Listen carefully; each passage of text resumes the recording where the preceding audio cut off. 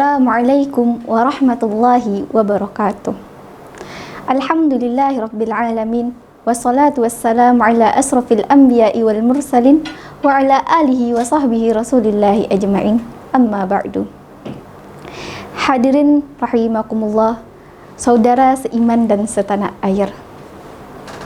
Alhamdulillah, sekarang kita telah berjumpa lagi dengan bulan suci Ramadan pada tahun ini, di mana kita diperintahkan untuk berpuasa dan memperbanyak amal ibadah. Namun, banyak orang di luar sana yang tidak dapat melaksanakan ibadah puasa dikarenakan kondisi tertentu. Sekarang kita akan membahas orang-orang yang diperbolehkan untuk tidak berpuasa sesuai Al-Quran dan Sunnah.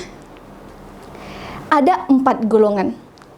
Pertama adalah orang sakit yang sulit untuk berpuasa. Sebagaimana firman Allah, "Wa man kana maridun aw 'ala safarin fa'iddatun min ayyamin ukhra."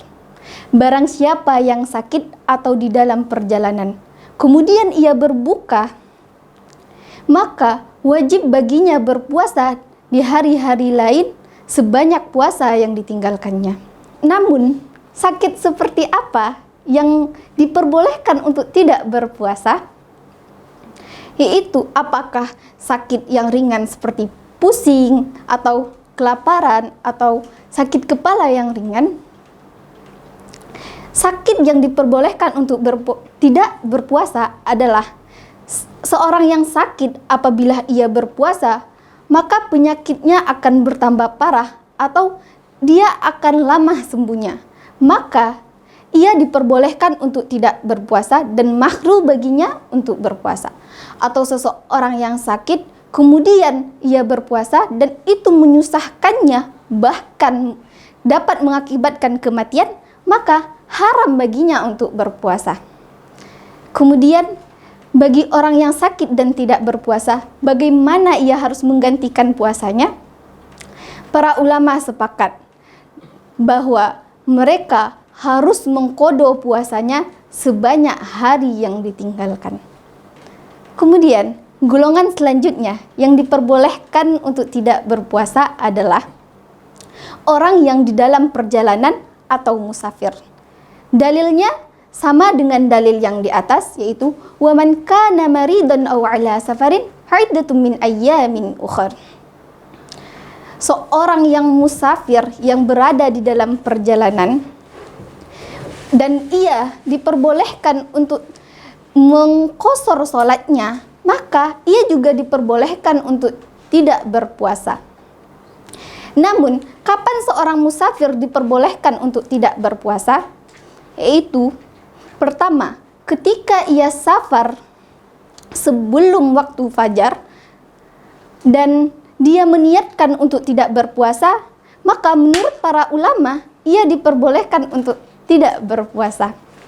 Kedua, apabila ia memulai safarnya ketika setelah terbitnya fajar atau ketika waktu siang, menurut Imam Ahmad, Hasan Al-Basri, bahkan Ibnu Taimiyah memberi pendapat jika ia tidak berpuasa maka itu diperbolehkan, dan ini adalah pendapat yang paling kuat.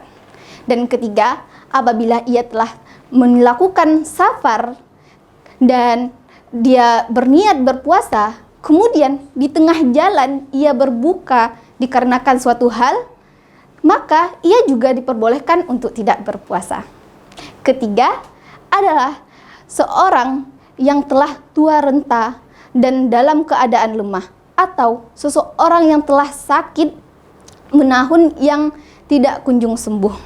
Para ulama sepakat bahwa orang yang telah tua dan mereka tidak mampu untuk berpuasa, maka mereka tidak harus puasa dan tidak harus mengqadhonya.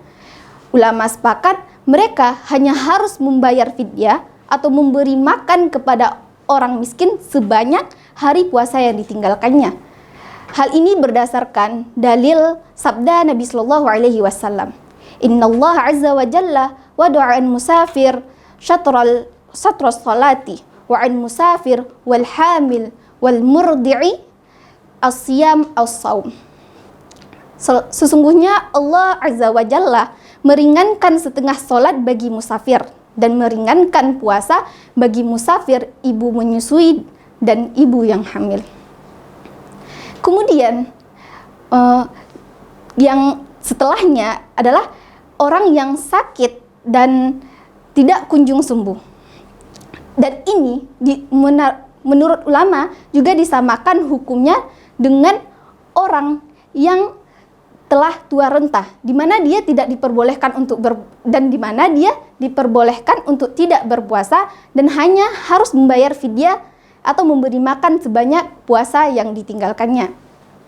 Dan terakhir, itu golongan yang diperbolehkan untuk tidak berpuasa, yaitu ibu yang menyusui dan ibu yang hamil. Dan ini adalah salah satu kemudahan syariat Islam, adalah bagi ibu yang hamil dan menyusui, mereka diperbolehkan untuk tidak berpuasa. Karena apabila ibu hamil khawatir terhadap kandungannya atau ibu menyusui yang khawatir terhadap anaknya, seperti kurangnya nutrisi atau kurangnya susu, maka mereka diperbolehkan untuk tidak berpuasa. Kemudian, golongan ketiga yang diperbolehkan untuk tidak berpuasa adalah orang yang sudah tua renta dan dalam keadaan lemah, dan juga orang yang telah sakit dan tidak kunjung sembuh. Para ulama sepakat bahwa mereka diperbolehkan untuk tidak berpuasa dan tidak harus mengkodonya. Mereka hanya perlu membayar fidyah atau memberi makan orang miskin sebanyak hari puasa yang ditinggalkannya. Hal ini berdasarkan firman Allah, A'udzubillahi minasyaitonirrajim. Wa 'alal ladzina yutiqunahu fidyatun ta'amu miskin. Dan wajib bagi orang-orang yang berat menjalankannya, jika mereka tidak berpuasa, membayar fidyah, memberi makan seorang miskin. Quran Surat Al-Baqarah ayat 184. Kemudian, seorang yang telah sakit dan tidak kunjung sembuh, mereka juga disamakan dengan orang yang sudah tua renta, di mana mereka diperbolehkan untuk tidak berpuasa dan hanya harus mengganti dengan cara membayar fidyah. Dan terakhir, yaitu golongan keempat yang diperbolehkan untuk tidak berpuasa adalah ibu hamil dan ibu menyusui. Ibu hamil dan ibu menyusui diberikan keringanan untuk tidak harus berpuasa apabila ia khawatir terhadap anak yang dikandungnya atau anak yang disusuinya.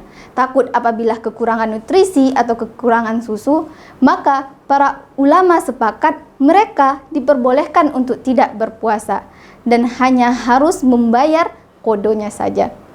Ini sesuai dengan sabda Rasulullah SAW, Innallaha azza wa jalla wadu'an musafir satral salati wa'an musafir wal hamil wal murdi'i as-sawma awis siyam.